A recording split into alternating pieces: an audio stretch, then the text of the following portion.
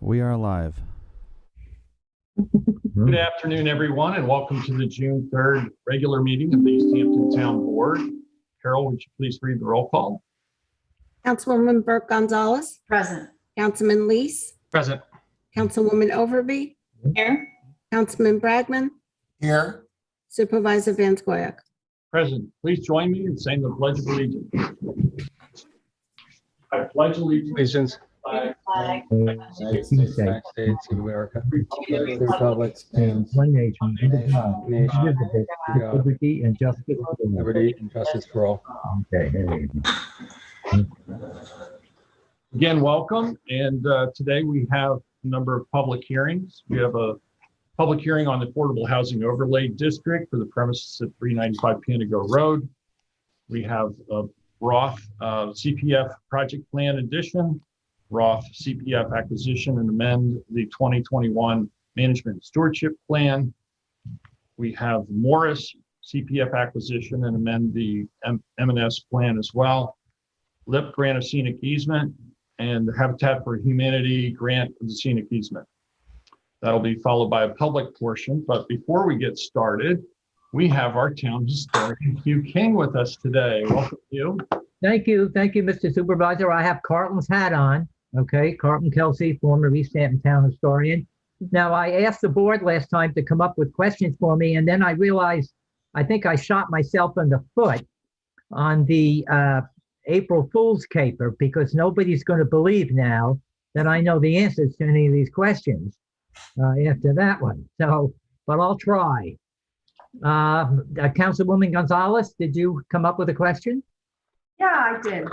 Considering that Monday we had the Memorial Day parade and observed, the sacrifices that our men and women made for us. What is the significance of the Soldiers and Sailors Memorial on the green at Asheville Hall? Well, when Asheville Hall was transferred from the school in 1909 to the Springs Village Improvement Society for $1, and providing that it was used as a community place. And then if the community doesn't use it anymore, it goes back to the school district. In 1925, after World War I, which a lot of this went on around the country, they decided to build a monument to the men and women who served during World War I from Springs. And we can't find out where they got the cannon from. We do know that it was repaired at one time, but they had fundraisers at Asheville Hall to raise money for the Soldiers and Sailors Monument. And then they had a dedication, I think in 1925. And did you know that the cannon is pointed towards Amagansett? What else did you find out about? No, that's great. I had just received, in the mail from the Springs Library and Historical Society. They're doing mailings. It's called Spring Snapshots, and they were honoring the veterans of Springs. So they just did a little piece on it, and I figured the time was right to ask you about it, since you spent a good part of your career here in Springs. I certainly did. But thank you. That's a great timing, great question. Okay. In fact, they've redone it, several times. Now they have Vietnam and Korean War, I believe, on the pedestal, going around the. And you know who's listed on there too? A man named Thomas Jefferson Davis, who served during the Civil War, and he was an African American who lived in Springs, or he died in Springs. He lived in East Hampton, and there are not many monuments that have, unfortunately, African Americans who served on them, but that one does. Okay, Councilman Leese, did you come up with something? Came up with a couple easier ones, still trying to stay on the roadways with you, Hugh. Yeah, me too. Go ahead. Very simply, can you tell us where the origin of the names for Springs Fireplace Road and 3 Mile Harbor came from? Well, we know Springs Fireplace is because on Gardiner's Island, if you needed goods, you would order them, and then they would come down at the end of Fireplace Road. And then they would light a fire to alert the people on Gardener's Island that they needed to send a boat over to pick up the supplies. And if you go down to Fireplace, you look to your right, there's a little building there. Well, that was a warehouse at one time. And then what was her name? Oh, Great Springs historian, I can't remember. She lived in it. I don't know who's living in it now. But that little building was a warehouse where they used to store the goods before the boat came over. So I think that's where Springs Fireplace Road got its name. Now, Helen Holtz told me that they started calling it Springs Fireplace Road when they put the dump on Springs Fireplace Road, but I don't know if that's true. And now 3 Mile Harbor, I forget the right answer, if there is one. Is the harbor 3 miles long, or is it 3 miles from the village? I was always told it's 3 miles from the village. Is that right? Yeah, I don't know which one of those is correct. But now you were talking about the signs. Go to Southampton Village. Aren't the signs horizontal in Southampton? I thought this was questions only for you, Hugh. No, but you asked me that question before, remember? No, I'm not asking you a question, but I'll check. I'm not exactly sure. Yeah, but I don't get past Bridgehampton too much. Yeah, well, you need a passport anyway, so it's all right. Okay, never mind. Okay, Councilman, no, you've graduated. The Supervisor Van Scoyac, do you have a question? I do, Hugh, and this is also a Memorial Day inspired question. Okay. And I wanted to ask you, where was the most prominent Spanish-American War battery sited, and how did it get its name?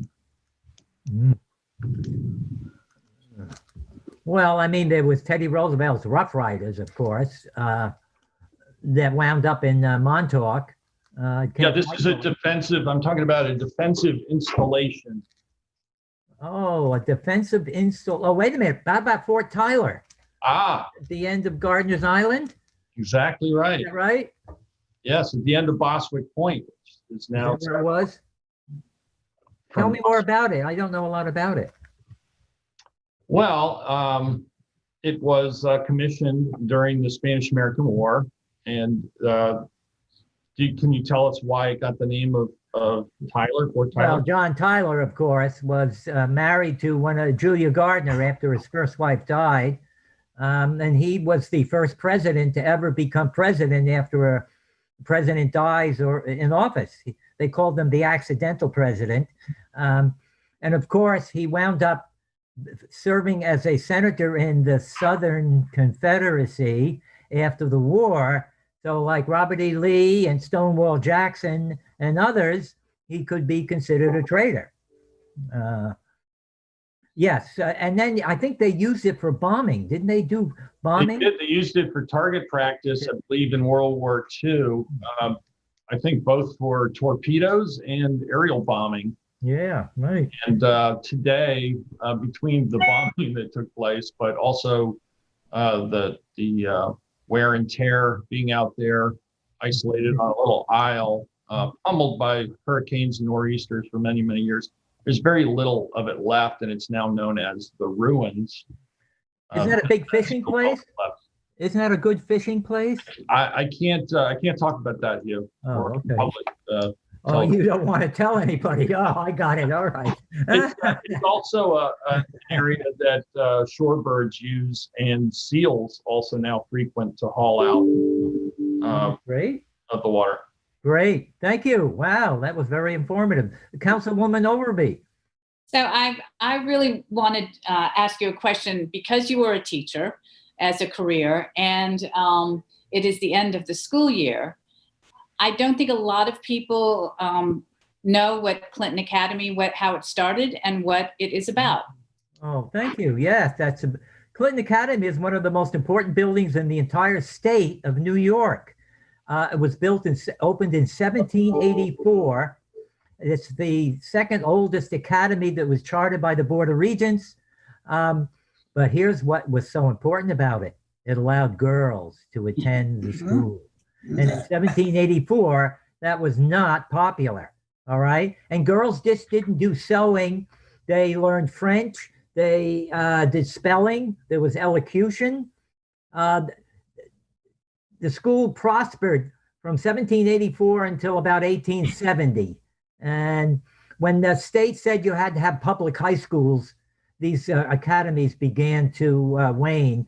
The children were not just from East Hampton who went to Clinton Academy. They came from Rhode Island, New England, and as far away as the West Indies. And they stayed in houses up and down Main Street. So it wasn't a boarding school. And John Howard Payne's father was one of the first teachers there.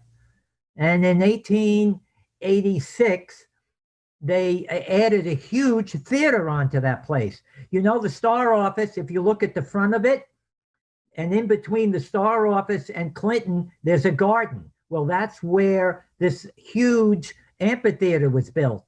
And it was like the Guild Hall of East Hampton. And then in 1921, the Historical Society tore that down. They put it back in its original shape. But yes, Clinton Academy, very important. Thank you. Yep, thank you. Councilman Bragman. And I Yes. don't know the answer to this already. No, you don't. Yeah. I'm afraid they're not going to be brain teasers for you, but one I'm a little curious about. I wanted to ask you what was the oldest house in Wainscott, and where was it? And the second part of this two-part question is, what currently is the oldest house in Wainscott? And this one I'm not sure I have the answer, but I have a thought. Well, I don't know the answer to either of those two questions. Oh my gosh. No, I don't. Didn't you get my text? No. The oldest house in Wainscott?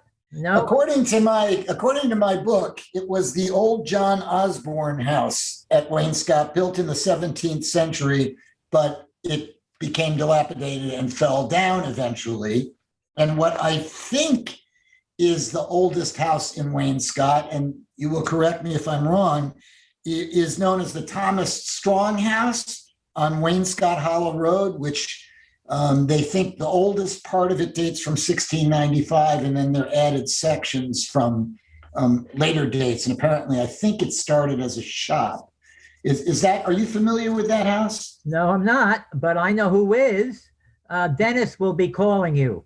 Oh, okay. Yes. Dennis DeAndrea will be texting you, emailing you, and he'll have the answers. I don't.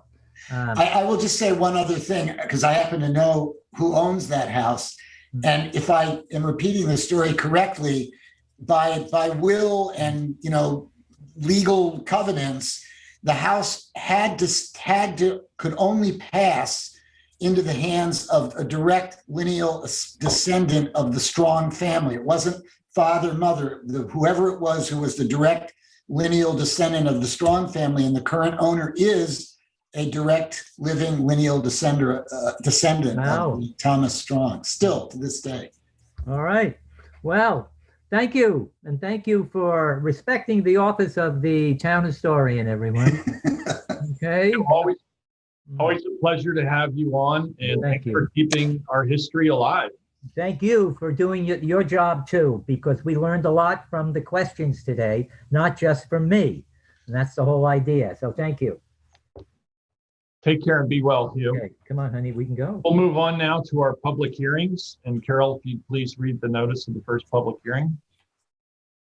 Take notice of the public hearing is hereby scheduled to be held on the proposed local law amending Chapter 255 zoning of the East Hampton Town Code at Article 12 thereof, Use District Zoning Map, in order to change the Use District zoning classification of certain lands located on Panago Road from A5 residents to A5 residents with affordable housing overlay district. All is more fully set forth in the text of the local law and on the accompanying map. Said hearing to be held at the Town Hall Meeting Room, 159 Panago Road on June 3rd, 2021 at 2 p.m. or as soon thereafter as this matter may be heard. A local law providing for the amendment of Chapter 255 zoning of the East Hampton Town Code at Article 12 thereof of the Use District zoning map in order to change the Use District classification of certain land, said local law to read. The subject property, a former residential home site identified on Suffolk County Tax Map as 300-189 1-4, consisting of approximately 12.022 acres, of which 7 acres will be developed for affordable housing purposes, with the balance of the parcel remaining as recreational open space. The site is bordered by residential lands to the north, west, and east. The subject property is currently zoned A5 residence. If the property is rezoned A5 residence with affordable housing overlay district, it would provide additional much-needed opportunities for affordable housing. The Affordable Housing Overlay Zoning designation was created in 1984 in an effort to designate appropriate locations throughout the town for affordable housing. The site is suitable for an affordable housing project. The site is close proximity to public transportation that provides access to shopping opportunities. The site is of sufficient size to accommodate on-site parking, and public water is available. The entire site is proposed to be received AHO designation, although only 7 acres of the site can be developed for housing purposes. Placing an AHO over the entire parcel will allow the greatest degree of design flexibility for housing purposes. The adoption of the proposed local laws as an unlisted action pursuant to the New York State Environmental Quality Review Act and Chapter 128 of the East Hampton Town Code, and the town has prepared and considered an environmental assessment form with regard to the proposal. Thank you, Carol. And due to questions that were recently raised about whether or not this hearing is properly noticed, we will open the hearing and take public comments, which will become part of the record. We will adjourn this hearing to July 15th, and we'll notice that date later in today's meeting. So at this point, I will go to the public for comment. We ask that you keep your comments to 3 minutes or less. And Michael, if we could have the first caller, please. Yes, sure. We have 3 callers on hold. I'll unmute the first one, whose number ends in 4718. Yeah, hi, it's Andrew Strong calling from Andrew Strong Law, 5 Boatyard Road. I'm calling in capacity representing the landowner directly to the north of this parcel, EEB Farms. And I am calling to offer our qualified support for the project in general, and specifically for the appropriate siting of affordable housing on the parcel. I just want to know, because of the way the overlay's been put on to give maximum flexibility to the board, we aren't able to determine where exactly the development is going to be put in.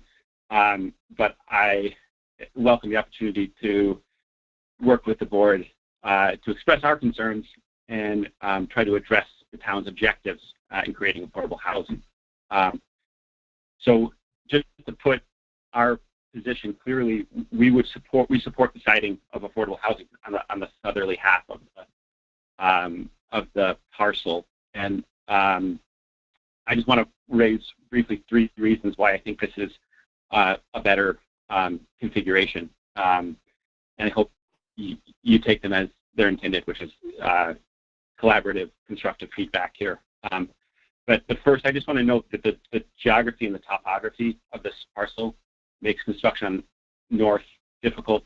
Right around the Spring Swills Lane, the topography rises, which creates some practical issues. I think also any structures that go there are going to have kind of a looming effect on the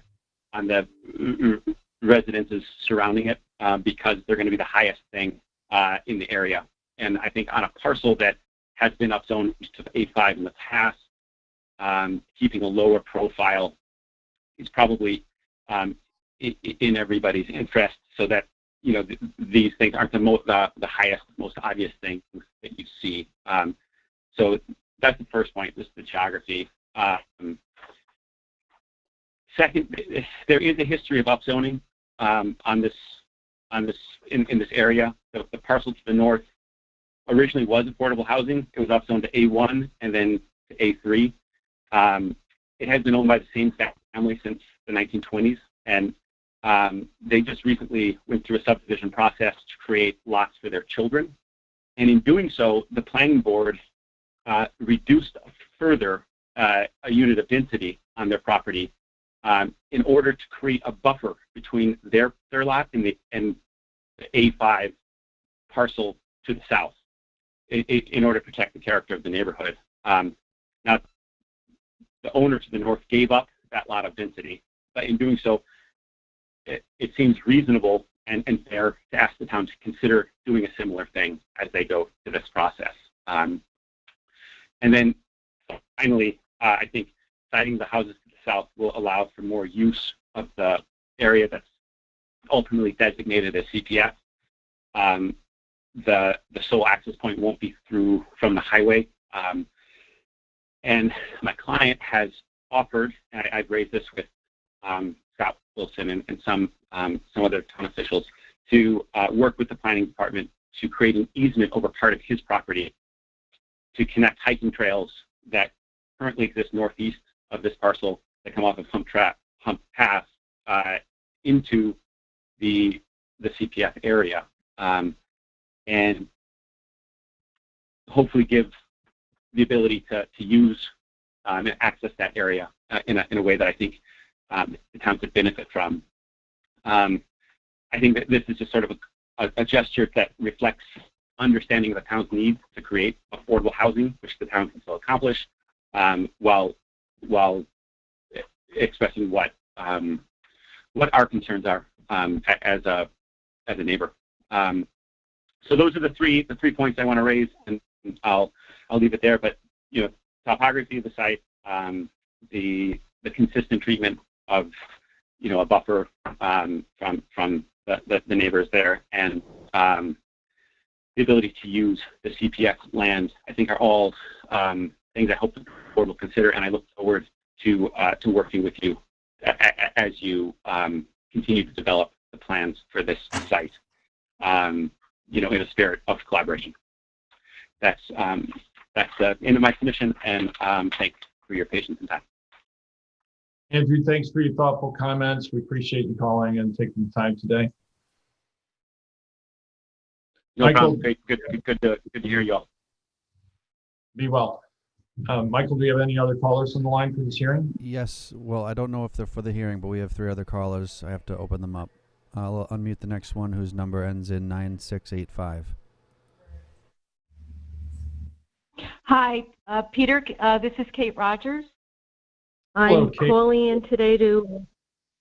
Hi, Peter. I'm calling in today to also support the affordable housing overlay to 395 Panago Road for the purposes of affordable housing. I think the access to public transportation, the on-site parking, and the access to public water make this a very good candidate for 7 acres of affordable housing, which is much needed. Thank you. Thank you for calling in, Kate. Michael, do we have any other callers on the line? Yes, we do. Moving on, the next caller, the last 4 digits of their phone are 8392. I'll unmute that now.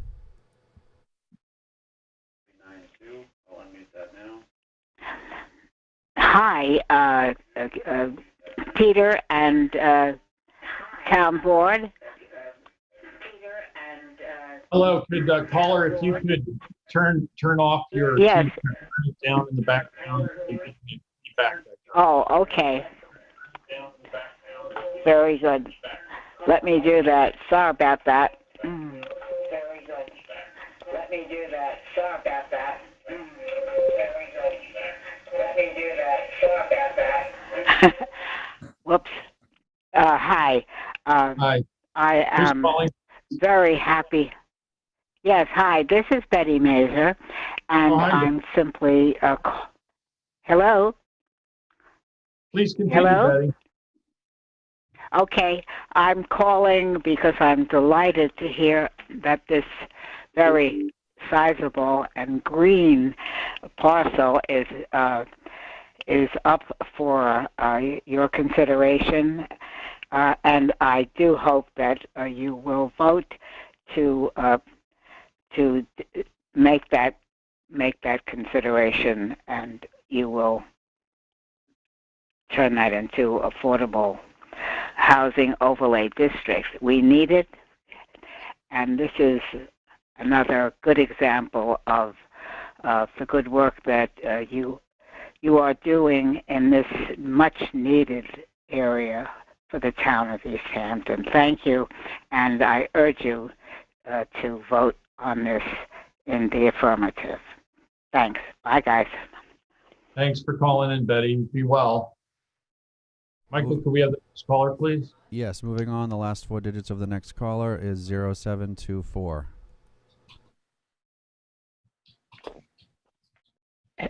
Hi, I called in on the working session meeting on Tuesday and sent my comments in. Is this Lorraine? Yes, this is Lorraine Bonaventura. So, can you hear me? Yes, we can, Elaine. Go right ahead. Oh, it's Lorraine with an L. Lorraine. So I'm calling on behalf of the residents, specifically of Spring Close Lane, and all the Spring Close homeowners. As I said in my written comments, there are quite a few environmental issues that I think need to be addressed before any plan can be developed on the site. We all recognize the need in the town for affordable housing, but we also ask you to balance that need with the surrounding community, the surrounding long settled community, and recognize that it has a huge impact on them. And as you know, that there are a number of specific environmental issues, that it's not just the 12 acres, it's part of a much larger 45 acres. We know that some of those are already subdivided, but they're all continuous wooded lands. And in addition, we know that there are many animal habitats that are within the 45 acres, and specifically that we have observed in the 12 acres, not to mention eagles, turkey, many migrating birds, but also the northern long-eared bat. And we know that there's going to be a significant amount of increase along Montauk Highway and the Skimhampton Road corridor. We urge you to work with the community, as the first caller suggested, in all of the decisions that you make surrounding the affordable housing overlay and the location of where the housing will be located, whether it's the northern or southern portion of the property, the access to the property, and the type of housing that eventually gets recommended by the town board and that gets built. If there is a choice between apartments and condos and single-family housing, we would be much more in favor of single-family housing that could be purchased by residents and who would have a much greater stake in their neighborhood, just as we have. And we all appreciate the opportunity to speak publicly, and that you have considered adjourning this decision, and we look forward to working with you. Thank you. Thank you for calling, Lorraine. And as was previously stated, this is just for the Affordable Housing Overlay District, and that would give us flexibility and ongoing discussions with the neighbors and rest of the community about future development of this site. Thank you for taking the time to call us today. Thank you. Michael, do we have another caller waiting? We do. Moving on. The next caller's last 4 digits of their phone are 2612. I'll unmute that now. Hi, Peter. This is Jerry Mulligan. Hi, Jerry. I'm sorry, I'm recovering from a bit of a cold here. I'm in total support of the affordable housing project at 395 Panago Road. Affordable housing is important to local families. It frees up funds for families to spend on food and health care. It reduces stress within families and leads to improved mental and physical health for adults, children, and the community at large. It is important to the economic viability of East Hampton to support the local workforce. It allows local employers to attract and retain workers. It reduces traffic congestion as well as air pollution. There are many benefits. Affordable housing stimulates the local economy. I encourage you to move forward with this project as soon as possible. Thank you. Thanks for calling in, Jerry, and I hope that you get rid of that cold very soon. Feel better. Thanks, Peter. Bye-bye. Moving on, the next caller's last four digits are ending in 8764. I'll unmute that now. Good afternoon, Mr. Supervisor and Town Council. This is David Fuda. I'm calling to reiterate some of the comments I made when you were considering the acquisition of this property for the $2.5 million purchase price. It was my suggestion, since it was determined that basically 7/12 of the property would be for affordable housing and 5/12 would be for open space. I think originally there was some consideration of recreational use, but I think now it's pretty much determined that it'll be a passive open space use for the CPF portion. I suggested at the time that I thought it was much more appropriate that the affordable housing component be towards the southern end of the property near the major road for transportation reasons, for convenience of the future residents, and in consideration of the fact that the properties to the north and to the east had recently been the subject of two significant low-density subdivisions. I mean, I'm looking at today's newspaper ad, and I see that adjacent to this town-owned property to the east, there are 4 lots currently being offered for sale, each over 2 acres and at quite a substantial purchase price. The point is that the town should give the maximum consideration to putting the intensity of use towards the highway. Obviously not right on the highway. I think that there's ample room within 7 acres to design a well-buffered development for affordable housing and yet give the surrounding neighbors and properties and empty new lots to the north and to the east plenty of buffer and space. That's my concern. The other thing is you really have to stop and think. I appreciate that putting an overlay over the entirety of the property gives you maximum flexibility, but what it really does is kick the can down the road on the issue of the future subdivision of the property. The affordable housing component will eventually be owned by an entity other than the town, and therefore there will have to be a subdivision. You have to give consideration and ultimately to how the property is going to be divided. If you took that division process ahead of the rezoning, it forces you to make the hard decisions up front. It may limit your flexibility, but it basically forces you to do the work, you and the housing authority to do the work that it should do, which is to figure out where the housing is going to be, how the property is going to be shaped for the affordable housing component, how the access to the, I hope, rear of the property will be facilitated for use as CPF townwide open space.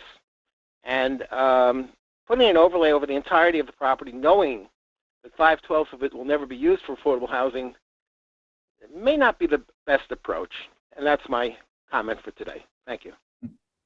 Appreciate your opinion, David. Thank you for calling in. Michael, do you have any other callers?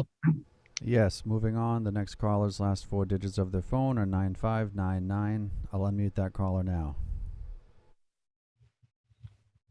Hi, this is Lee Silberman. I'm the CEO and Executive Director of Habitat for Humanity of Suffolk County. And I just want to give our support to this proposal to increase the affordable housing stock in East Hampton. Affordable housing is a crisis all over Long Island, and be done to increase the stock is well needed, could be put to good use. Even if these properties are not suitable for habitat projects, we're definitely in favor of anything to increase the stock of affordable housing. Appreciate you calling in, Lee, and it was a pleasure partnering with Habitat for Humanity for the house that was built on Harrison Avenue recently, and I believe we actually have that on the agenda tonight for the grant to the scenic easement.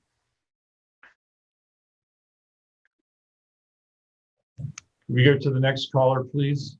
Michael? There are no new callers, Mr. Supervisor. There is one previous caller who had spoken. He could just be listening in.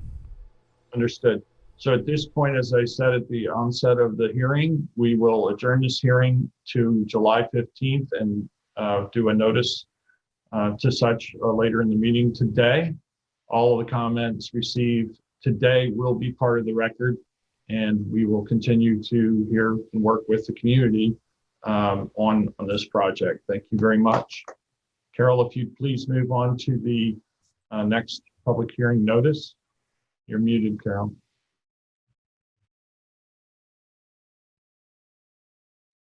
Mr. Supervisor, can I make a motion to potentially join the public hearings number 2 and number 3? I'll second. All in favor?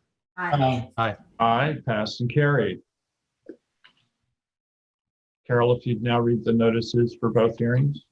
Take notice that the Town Board of the Town of East Hampton will hold a public hearing on June 3rd at 2 p.m. in the Town Board Meeting Room, or as soon thereafter as this matter may be heard on a proposed local law providing for the adoption of a revised community preservation project plan pursuant to section 64E of the New York Town Law, which provides for the preservation of open space, historic places, and recreational areas within the town of East Hampton, including the incorporated villages therein, to include approximately 0.8 acres of developed land located at 92 Cross Highway, East Hampton, reputedly owned by the estate of Enid Roth and identified on the Suffolk County tax map as 300-173-31.2.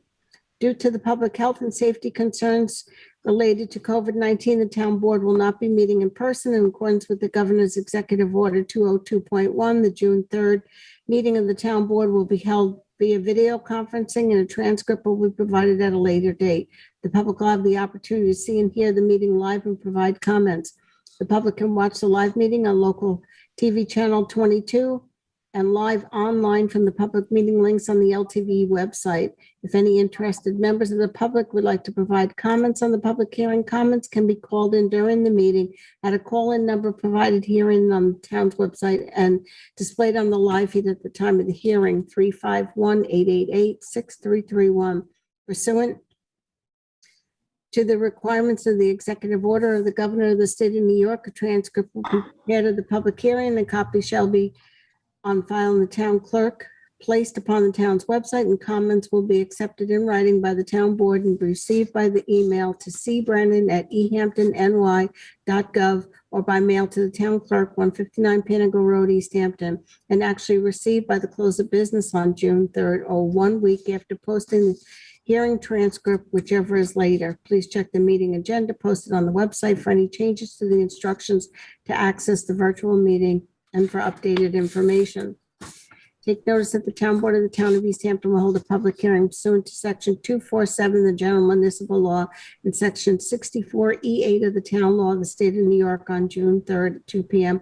or as soon as this matter, thereafter as this matter may be heard, to consider the following: the town's acceptance and bequeath property for open space purposes with community preservation funds of a developed property located at 92 Cross Highway, East Hampton, reputedly owned by the estate of Enid Roth and consisting of approximately 0.8 acres of land, with a cost to the town of East Hampton to include removal of structures, survey, title, prorated tax, and recording charges. Said property being described on the Suffolk County tax map as 300-173-31.2. An amendment to the 2021 CPF Management and Stewardship Plan to include said property. Thank you very much, Carol. We have Scott Wilson with us, our Director of Land Management, to give us a brief overview of the properties in question. Sure, hopefully you can see that aerial. The property right there is highlighted in blue. The estate of Enid Roth actually wants to donate this property to the town for open space purposes. And the land, as you can see on that aerial, is right at the corner of Cross Highway and Skimhampton Road. And the town board takes into consideration the creation of green space in dense neighborhoods, particularly those that border two different roadways. The property is primarily wooded with a small structure. The structure is no longer in use.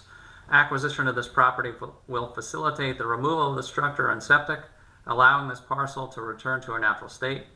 The structure will actually be removed post-acquisition if the board proceeds with adopting a resolution to acquire. And this parcel meets the criteria set forth in Town Law 64E, and as such, I would ask the board to both pass a resolution to add this property to the CPF project plan and further one to acquire. Thank you very much, Scott. Do we have any callers on the line, Michael? No, there are no callers. Okay, very good. Motion to close? Second. All in favor? Aye. Aye. Aye, passed and carried. Carol, if you'd please move on to the next hearing notice.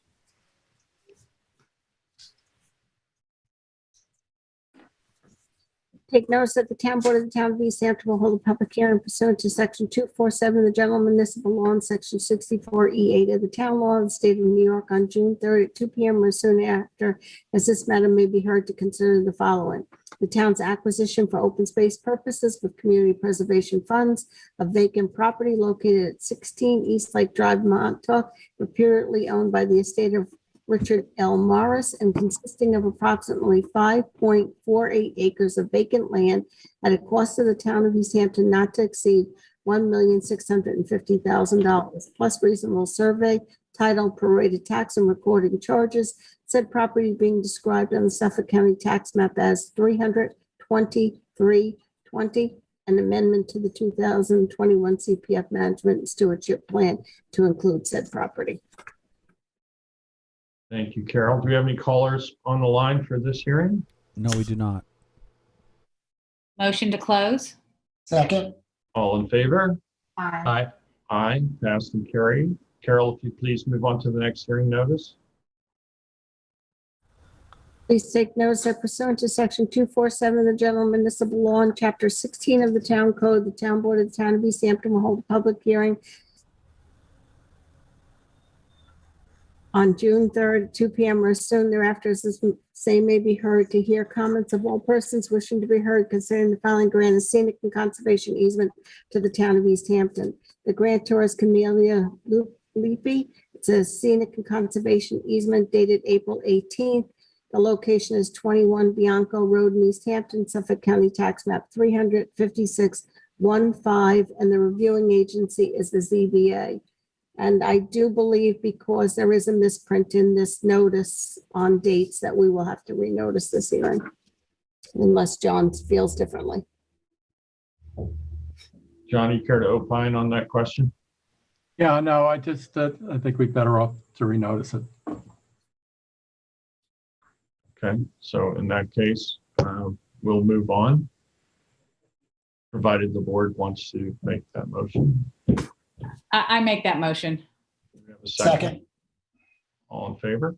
Aye. All right, so that will be renoticed at a future time. Carol, if you move on with the last hearing for this afternoon.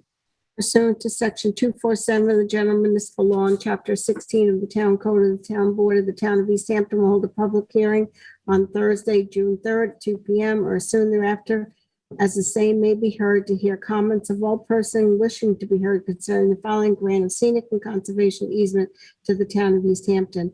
The grantor is Habitat for Humanity of Suffolk Housing Development Fund Company Incorporated. It's a scenic and conservation easement dated May 5th at 3 Hartley Boulevard in Springs, Suffolk County Tax Map 300-121-215, and the reviewing agency is the town board. Thank you, Carol. Do we have any callers on the line, Michael? Yes, we do. I'll unmute the caller whose last 4 digits of his phone end in 8764. I'll unmute that now. Good afternoon again. It's David Buda, and Mr. Supervisor, this property is on Hartley Boulevard at the corner of Springs Fireplace Road, not the Harris. Not on Harrison. Thank you. So I had a question. I had asked for a copy of the easement. I just wanted to confirm the depth of the scenic easement that's being created. I assume it's 25 feet, but it really isn't stated, and I requested a copy, and I haven't received it. So could someone please answer the question of how much scenic easement is being established? John, can you answer that question for Mr. Buda? I don't have the easement in front of me. It was reviewed and complied with what the map required. We don't notice the size of easements in notices specifically. Obviously, that could be very troublesome if you have a more complex piece of property. But I'm happy to get him a copy. I thought that a copy had been sent to him. I'm happy to share it with him. And I'll do that before it goes. Assuming, all right. Assuming that the depth of the scenic easement is 25 feet or more, I certainly have no objection. I did want to comment on the fact that it is the old filed map plan that specifies the requirement for that scenic easement. And I'm afraid that in the past, mistakes have been made or omissions have occurred. I believe the town has an affordable housing house that was built on Springs Fireplace Road just north of this area that does not have a apparent scenic easement of any sort in front of it. And I'm just hoping that this oversight won't occur again in the future. I don't know how it did occur. The house has been built. I'm not even sure if there was a clearing of this area and whether there's a need for revegetation. I can't be certain from looking at it without a survey. But if the scenic easement area of 25 feet minimum has been cleared, I hope that there will be a revegetation required at some point, even though it is a affordable housing project done by the Habitat for Humanity. Thank you. Thanks for calling, David. Do we have any other callers on the line, Michael? No, we do not.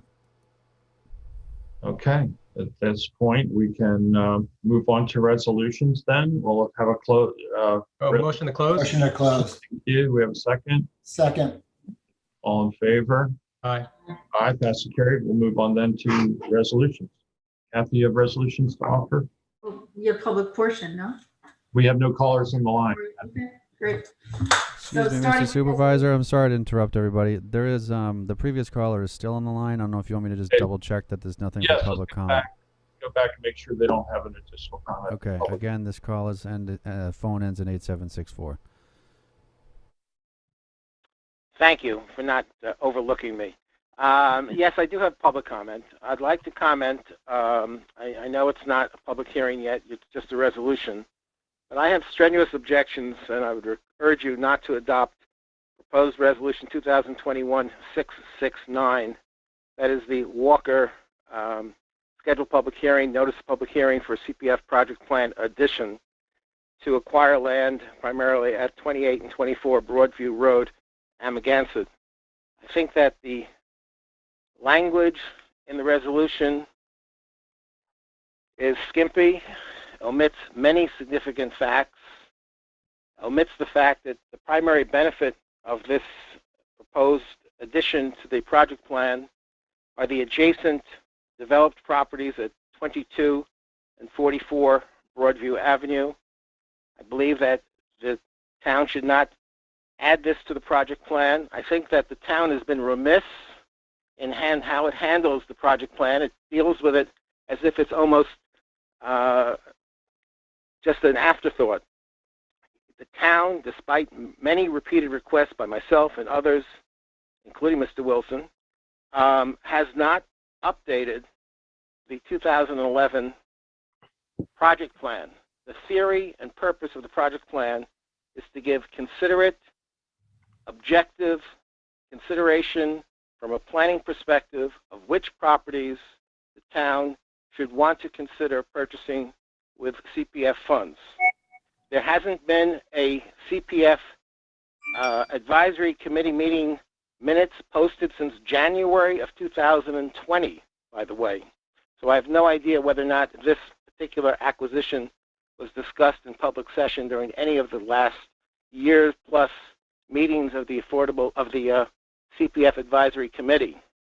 I think that you need to discuss. This is extremely unusual to be adding a vacant property or vacant properties to the project plan.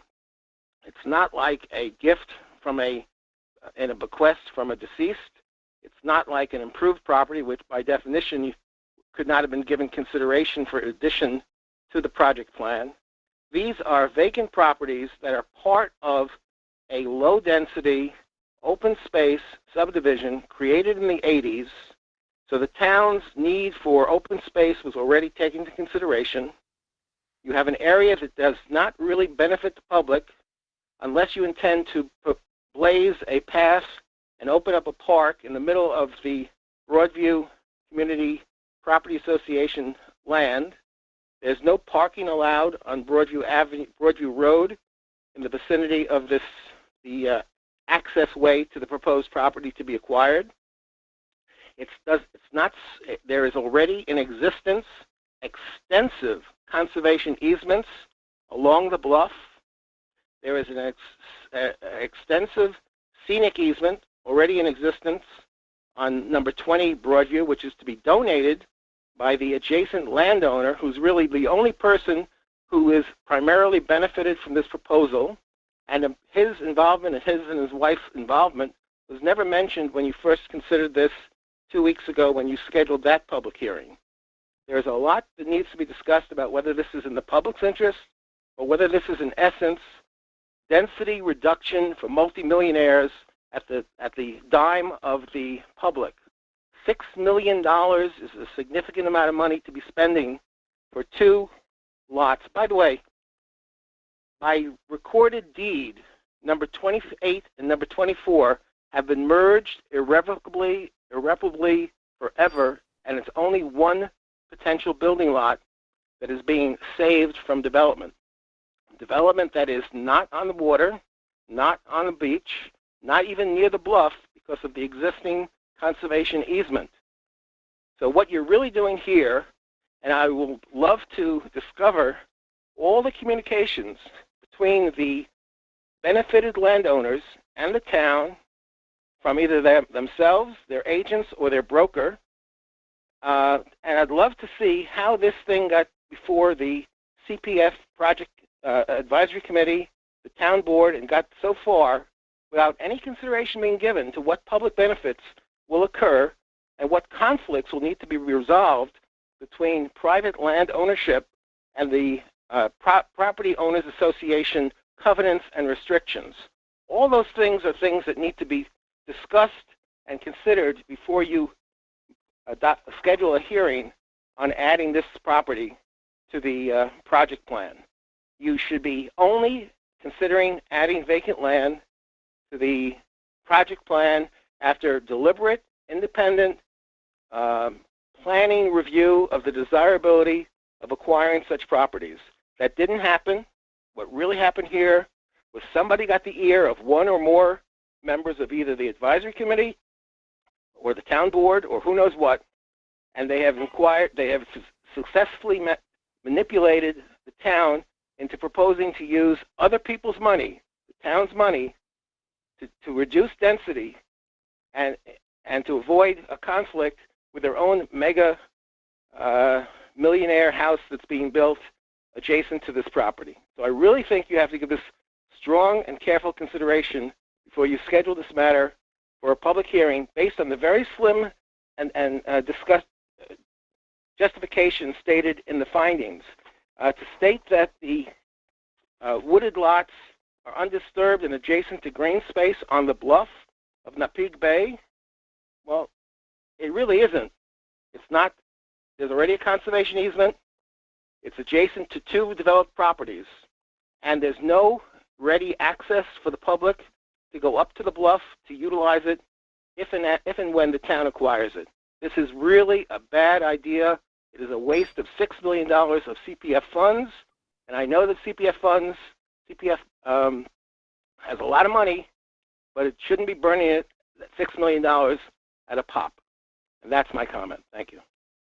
Well, thank you for your comments, David. And the reason that we schedule public hearing is to get specific comments on a specific proposal and specific land. And in this case, these are 2 waterfront parcels along an area of what is otherwise mostly undeveloped to the south. It's the whole Fresh Pond watershed in this area.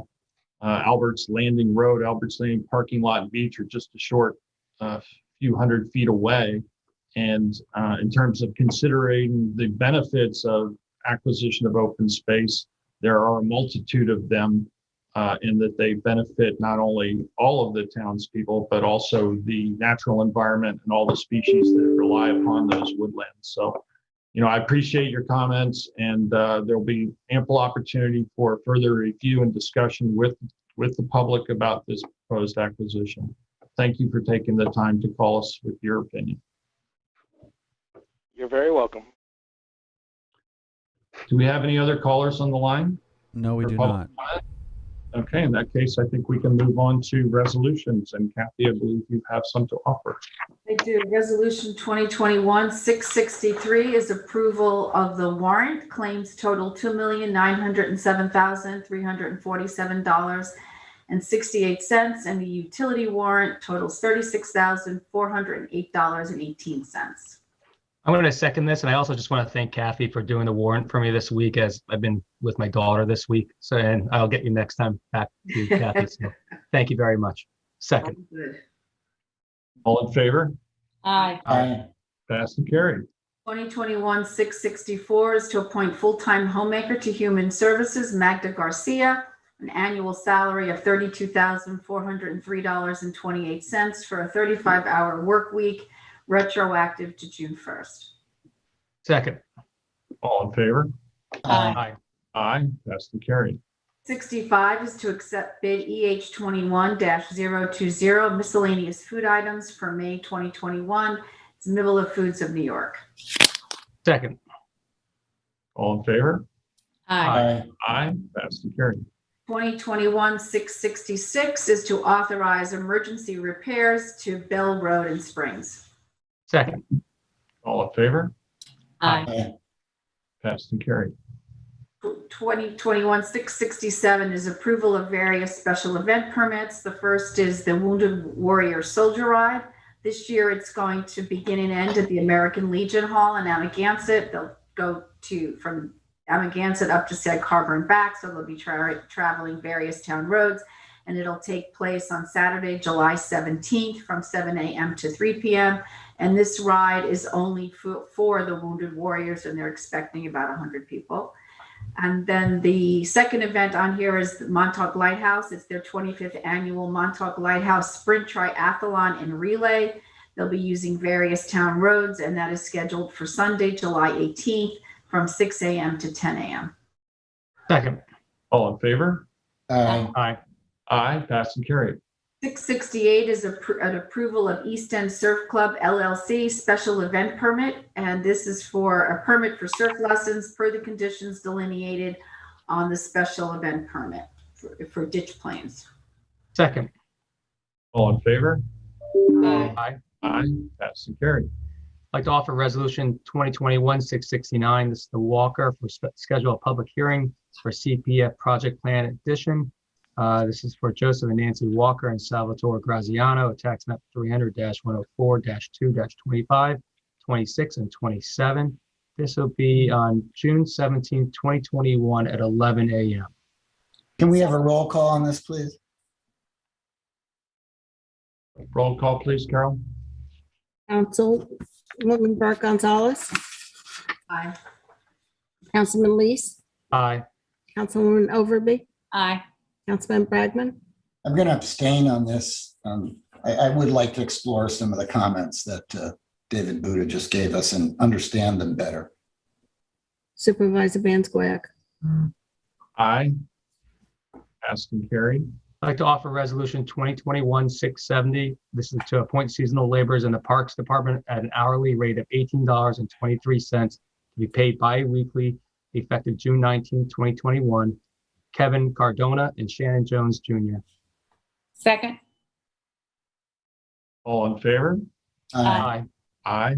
Passed and carried. Resolution 671 is to appoint seasonal lifeguards for June 2021.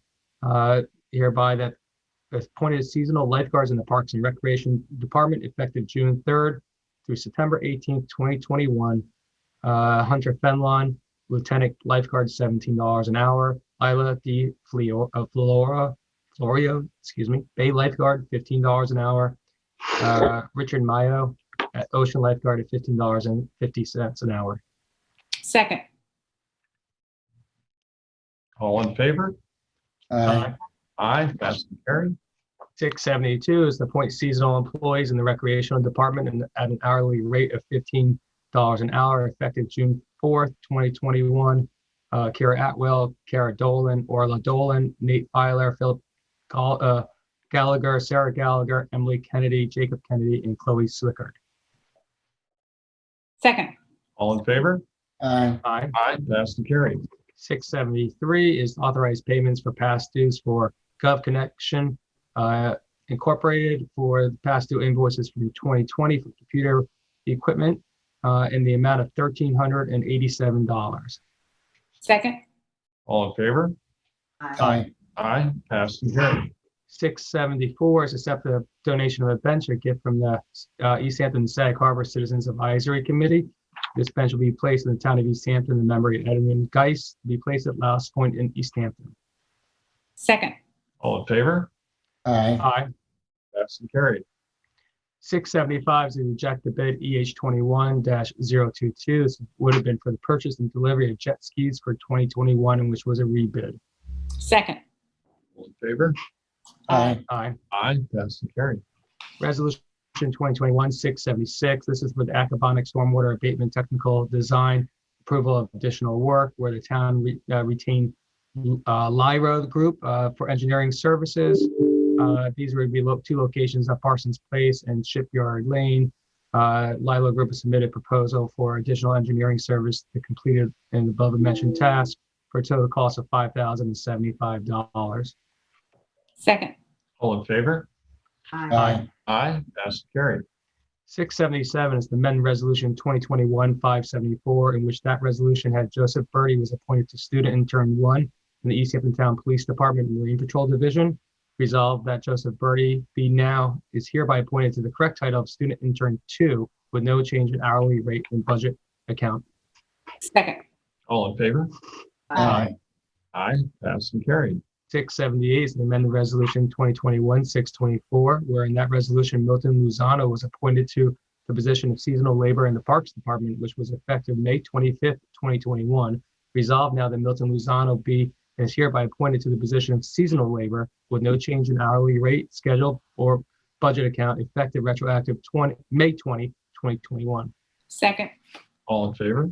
Aye. Aye. Aye. Passed and carried. 2021-679, this is a petty cash drawer funds where Town Board Resolution 44 approves the petty cash drawer funds. Town Board Resolution 603 added $300 to the beach cash drawer. The Superintendent of Recreation's requested an additional $300 to the cash drawer. Resolved, the Town Board authorizes the increase of a beach cash drawer from $300 to $600, and this is because we're opening a second paid parking location. Second. All in favor? Aye. Aye. Passed and carried. 680 is a budget modification for aquaculture pursuant to Resolution 493, where the town awarded the aquaculture department funding for the amount of $14,660.80 for the development of a sugar kelp hatchery and grow out program. We're directing the budget officer to make the following budget modifications of an increase in the revenue budget line for the grant and hatchery for $14,660.80 and an increase in expenditure budget line for chemical and supplies in the amount of $14,660.80. Second. All in favor? Aye. Aye. Aye. Passed and carried. 681 is Gilbert to authorize the CPF acquisition and amend the 2021 M&S plan. The purported owner was Carrie Gilbert at 190 Town Lane, East Hampton, tax map 300-167-2-2. We had the public hearing on May 6th of 2021, where approximately 1.3 acres of land was located at 190 Town Lane, and the purchase price is not to exceed $885,000. Second. All in favor? Aye. Aye. Aye. Passed and carried. Resolution 2021-682 is to set a public hearing to consider amending Chapter 102, Building Construction, Article 1, Building and Building Construction. The hearing shall be held on June the 17th at 11 a.m. at East Hampton Town Hall. And we've had several work sessions on this, and it is called the Stretch Code. So this is in response to the HERS rating and to be more energy efficient in our building code. And, Councilman Overby, in the notice itself, though, I see there's an error in the date. There's a September 19, 2019 date. So we could just amend that to also be the same as above, June 17th, 2021 at 11 a.m. and then adopt as amended. Yes, so amended to June 17th, 2021. We have a Second as amended. All in favor? Aye. Aye. Passed and carried. Thank you, John. No, thank you. Sorry about that. That's okay. I Resolution have a proffer now. 2021-683, notice of continued public hearing for affordable housing overlay to be added at the premises at 395 Panago Road, East Hampton. So Resolution 2021-498 mistakenly omitted the information regarding the relevant COVID-19 accommodations and video conferencing information pertaining to June 3rd, which is today, 2021 public hearing. And this hearing will therefore be continued at the July 15th, 2021 meeting of the East Hampton Town Board at 11 a.m. Second. All in favor? Aye. Aye. Aye. Passed and carried. Resolution 684 is to set a public hearing to consider amending Chapter 255 to clarify the code as to accessory buildings. This public hearing shall be held on June the 17th at 11 a.m. And we've had several work sessions on this as well. Second. All in favor? Aye. Aye. Aye. Carried. Resolution 2021-686 is to accept the grant of a large lot scenic easement for Patricia and John Dankowitz. The large lot easement is at 107 Isle of Wight Road in Springs.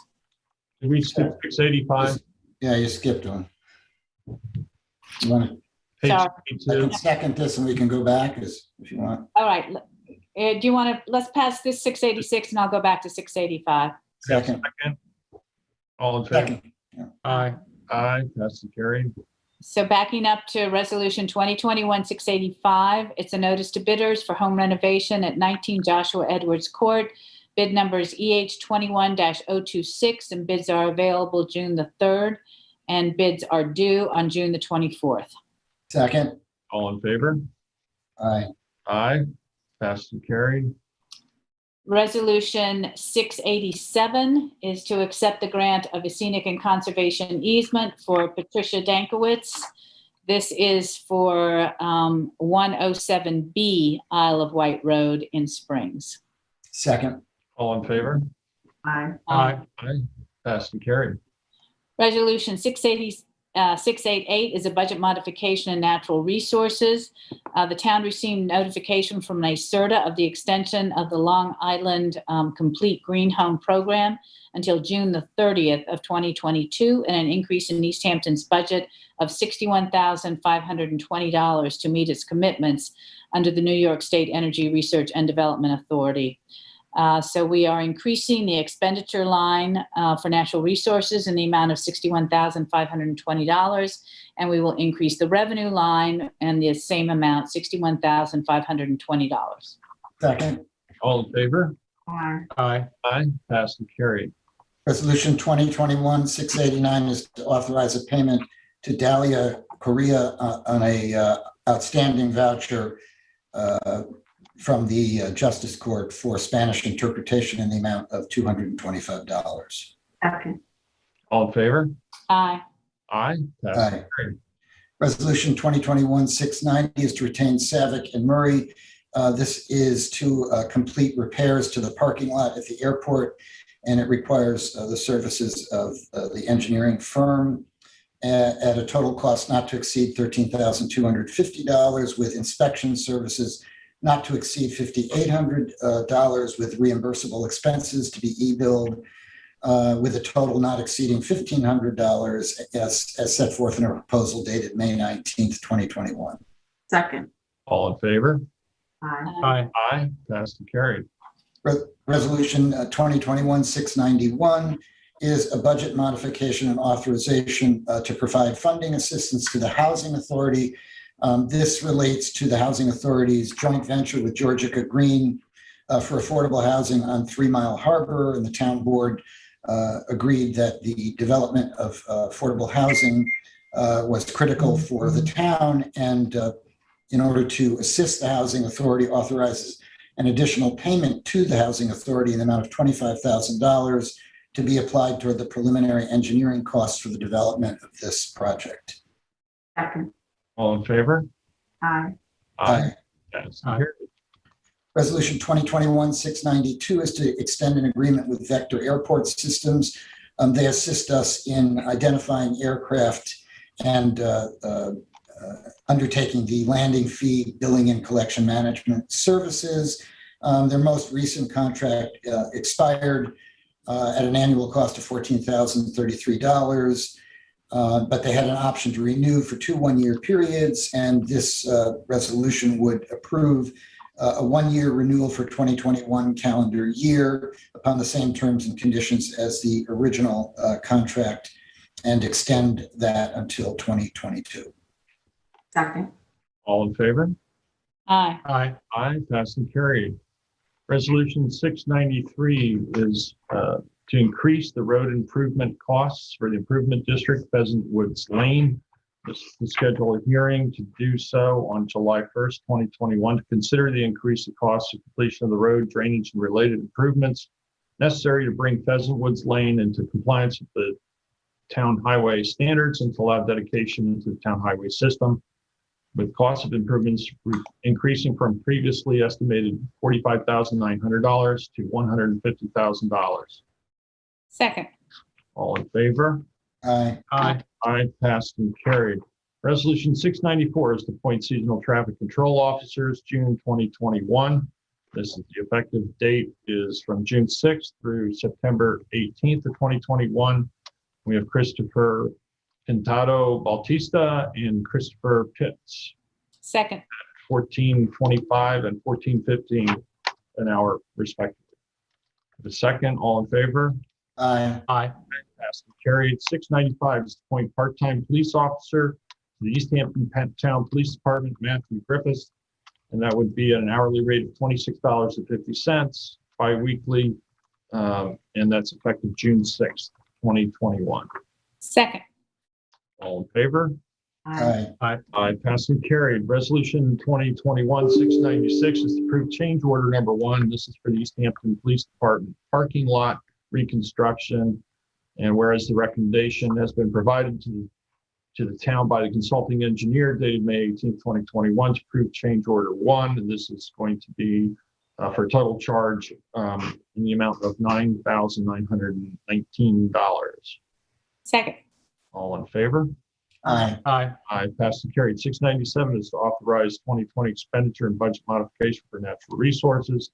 This is moving from appropriated fund balance the amount of $23,900 to subcontractor costs. And this is relating to the Cornell Cooperative Extension Agreement and investigation of nitrogen seepage into various town waters. Second. All in favor? Aye. Aye. Passed and carried. 698 is a resolution. Notice the bidders, HVAC repairs, service and installation, bid number Sag Harbor 21902. Bids available June 3rd, 2021, and due back on June 24th, 2021. Second. All in favor? Aye. Aye. Aye. Passed and carried. Resolution 2021-99 is to accept bid EH21-017, demolition of the Avalon Motel. This goes to Keith Grimes. Total cost $207,405. Second. All in favor? Aye. Aye. Aye. Passed and carried. Resolution 700 is to authorize translation services for Sandra Ramos Connor at a rate not to exceed $225. Second. All in favor? Aye. Aye. Aye. Passed and carried. Resolution 701 is to renew agreement with Questica, and this is in the amount of $17,174, and that's for the term of August 31st, 21 through August 30th, 2022, with $13,739.34 being paid from one budget account and $34.84 from a B account. Second. All in favor? Aye. Aye. Passed and carried. Resolution 702 is to adopt a negative declaration for the aquatic plant and microalgae harvest project in Georgia Pond. Second. Favor? Aye. Aye. Aye. Passed and carried. 703 is to approve the aquatic plant and microalgae harvesting project for Georgia Pond, and this allows for the ongoing use of the harvester and continued study of its effects for a period of 5 years, and also allows the use of a low horsepower motor above 10 horsepower, 10 or less, to conduct those ongoing studies of wildlife in the pond. Second. All in favor? Aye. Aye. Aye. Passed and carried. Do we have any additional resolutions to be offered? No, I don't have a resolution, but during the work session, I did say that we would have a resolution on hiring Lisa LaCourie for the Wainscott the Wainscott Hamlet study, and that will be available to us on Tuesday instead of today. So we'll look for that on June 8th. Yeah. Okay, very good. And do we have anything to discuss in executive session today? We do. So I'd like to move into an exec session to discuss the hiring of personnel to fill vacancies in the planning department and to receive advice of counsel. Second. I see that we have one additional caller that just popped up on the screen. So before we close out and go into exec, I'd like to go back for a public comment. Appears they may have made it just under the wire. Michael, do you have a caller on the line? Yes, just one moment, please, and I'll unmute that caller. The last 4 digits of their phone are 8329. Hi, this is Vicki Ventura. I'm just on the call to listen in about the approval of the various special event permits and hoping for the triathlon. So I'm just here to listen in. Thank you for the opportunity. Very good. Take care, Vicki. There are no other callers. Okay, in that case, I will take the vote on going into executive session. We had a second, and all in favor? Aye. Aye. Aye. Passed and carried. I'll send the link shortly. Thank you very much. Stay safe and be well, everyone. And we'll see you on the 8th.